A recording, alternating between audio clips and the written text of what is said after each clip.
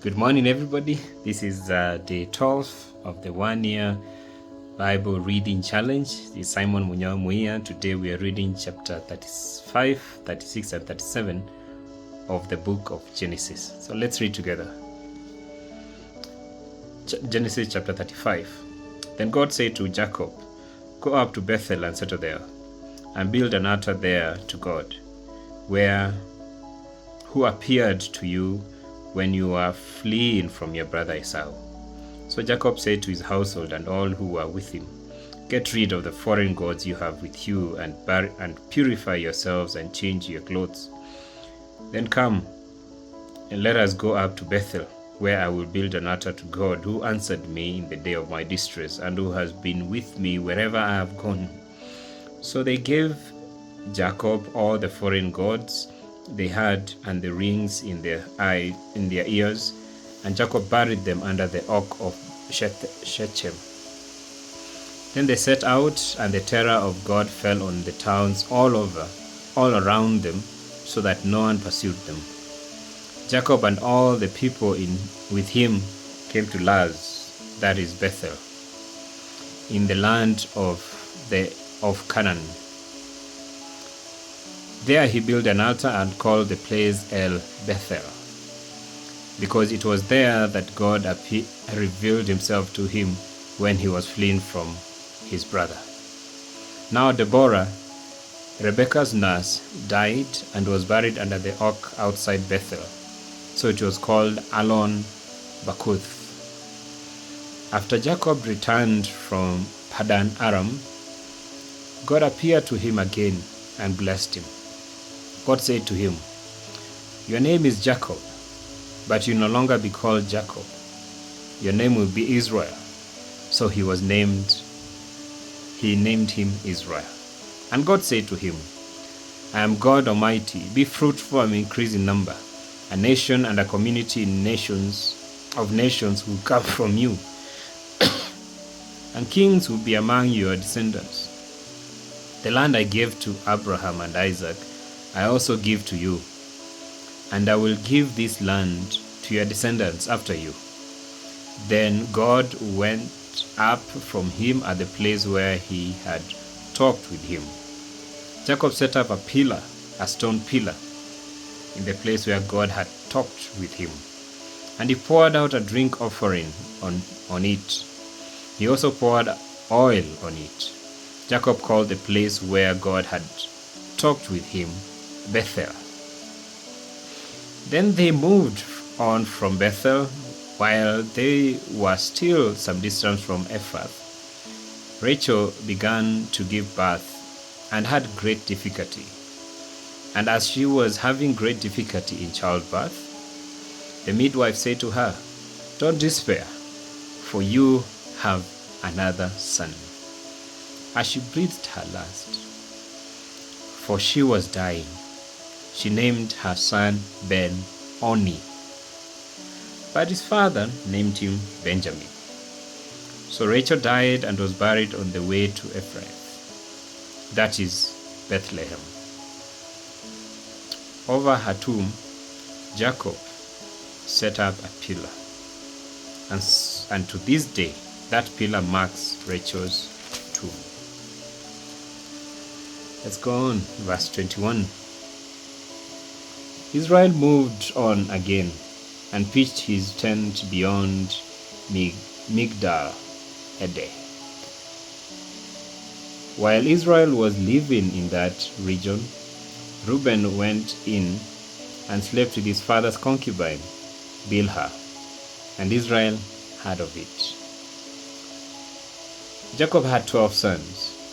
The sons of Leah: Reuben, the firstborn of Jacob; Simeon, Levi, Judah, Issachar, and Zebulun. The sons of Rachel: Joseph and Benjamin. The sons of Rachel's servant Bilhah: Dan and Naphtali. The sons of Leah's servant Zilpah: Gad and Asher. These were the sons of Jacob, who were born to him in Padan Aram. Jacob came home to his father Isaac in Mamre. near Kiriath Arba, that is Hebron, where Abraham and Isaac had stayed. Isaac lived 180 years. Then he breathed his last and died, and was gathered to his people, old and full of years. And his sons Esau and Jacob buried him. Chapter 36. This is the account of the family line of Esau, that is Edom. Esau took his wives from the women of Canaan. Ada, daughter of Elon, the Hittite, and Oholibama,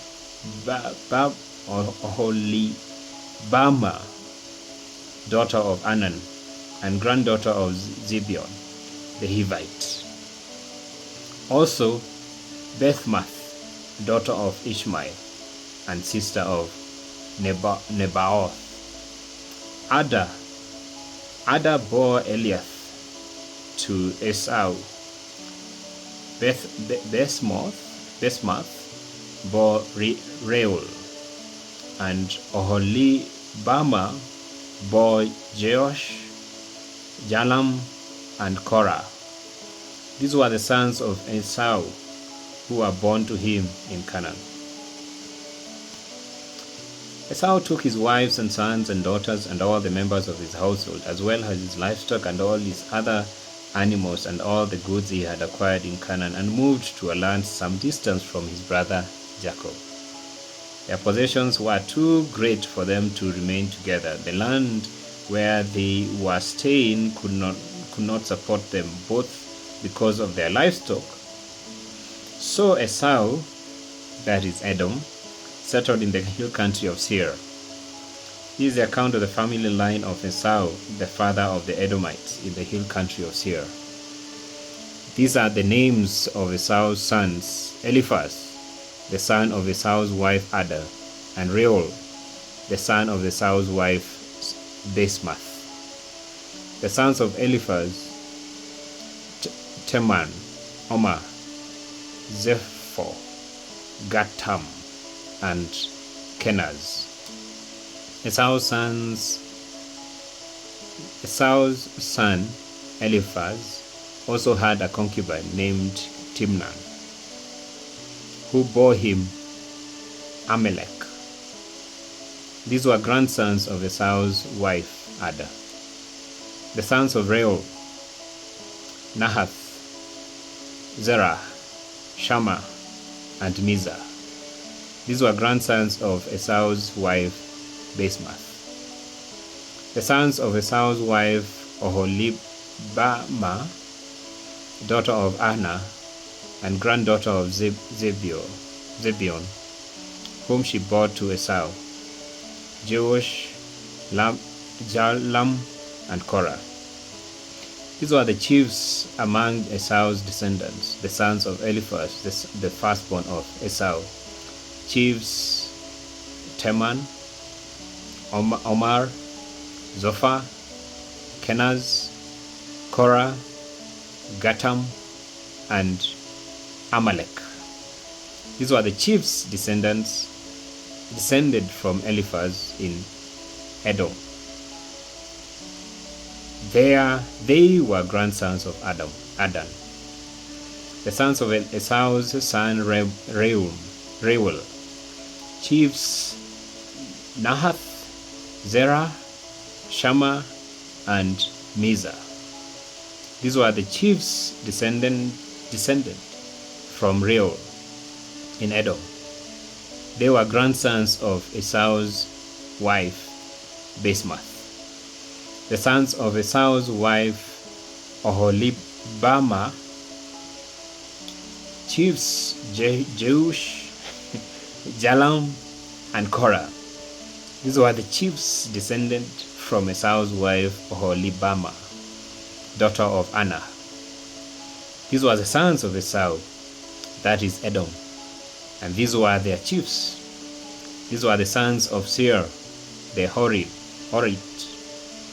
who were living in the region: Lotan,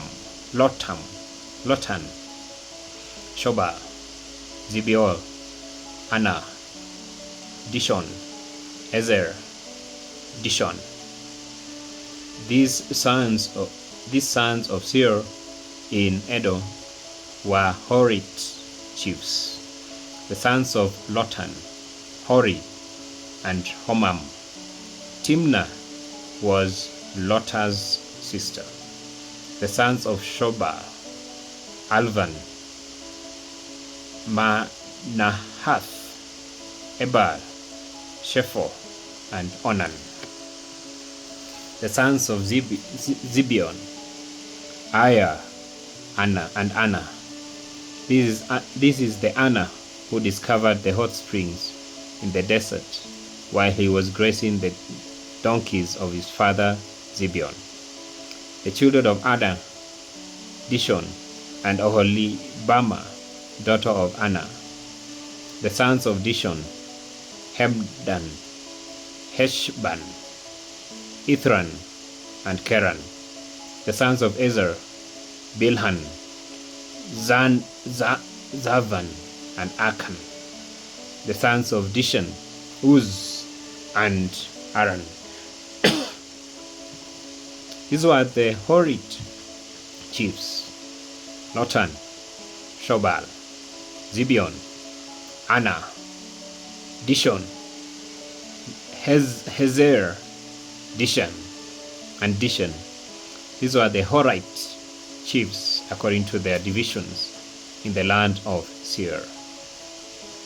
These were the kings who reigned in Edom before any Israelite king reigned. Bela, son of Beor, king of Edom. His city was named Din-Haba. When Bela died, Jobab, son of Zerah from Bozrah, succeeded him as king. When Jobab died, Hosham from the land of the Temanites succeeded him as king. When Hosham died, Hadad, son of Bedad, who defeated Midian in the country of Moab, succeeded him as king. His city was named Avith. When Hadad died, Samlah from Masrekah succeeded him as king. When Samlah died, Shaul from Rehoboth on the river succeeded him as king. When Shaul died, Baal-Hanan, son of Akbor, succeeded him as king.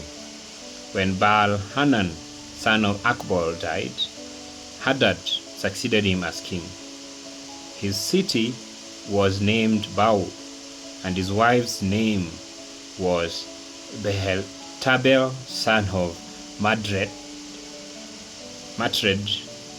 the daughter of Mezahab. These were the chiefs descended from Esau by name, according to their clans and regions: Timnah, Alva, Jetheth, Oholibama, Ela, Pinon, Kenaz, Teman, Mibzah, Madiel, and Aram. These were the chiefs of Edom, according to their descendants in the land they occupied. This is the family line of Esau, the father of the Edomites.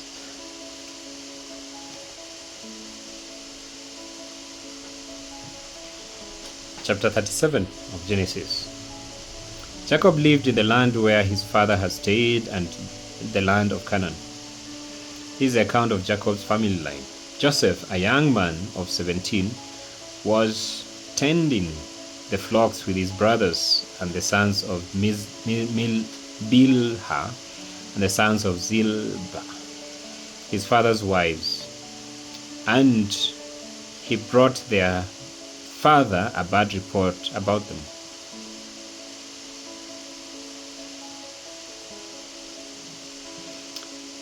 Now, Israel loved Jacob more than any of his other sons, because he had been born to him in his old age, and he had an ornament, an ornate robe for him. When his brothers saw that their father loved him more than any of them, they hated him and could not speak a kind word to him. Joseph had a dream, and when he told it to his brothers, they hated him all the more. He said to them, "Listen to this dream I had. We were binding sheaves of grain out in the field, when suddenly my sheaf rose and stood upright, while your sheaves gathered around mine and bowed down to it." His brothers said to him, "Do you intend to reign over us? Will you actually rule us?" And they hated him all the more because of his dream and what he had said. Then he had another dream, and he told it to his brothers. "Listen," he said, "I had another dream, and this time the sun and the moon and the 11 stars were bowing down to me." Then he told his father as well as his brothers. His father rebuked him and said, "What is this dream you had? Will your mother and I and your brothers actually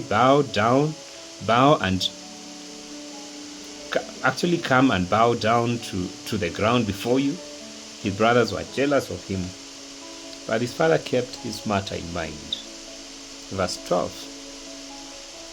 Now his brothers had gone to graze their father's flocks near Shechem, and Israel said to Joseph, "As you know, your brothers are grazing the flocks near Shechem. Come, and I'm going to send you to them." "Very well," he replied. So he said to him, "Go and see if all is well with your brothers and with the flocks, and bring word back to me." Then he sent him off from the valley of Hebron. When Joseph arrived at Shechem, a man found him wandering around in the field and asked him, "What are you looking for?" He replied, "I'm looking for my brothers. Can you tell me where they are grazing their flocks?" "They have moved on from here," the man answered. "I heard them say, 'Let's go to Dothan.'" So Joseph went after his brothers and found them near Dothan. But they saw him in the distance, and before he reached them, they plotted to kill him. "Here comes that dreamer," they said to each other. "Come now, let's kill him and throw him into one of these cisterns, and say that a ferocious animal devoured him. Then we'll see what comes of his dreams." When Reuben heard this, he tried to rescue him from their hands. "Let's not take his life," he said.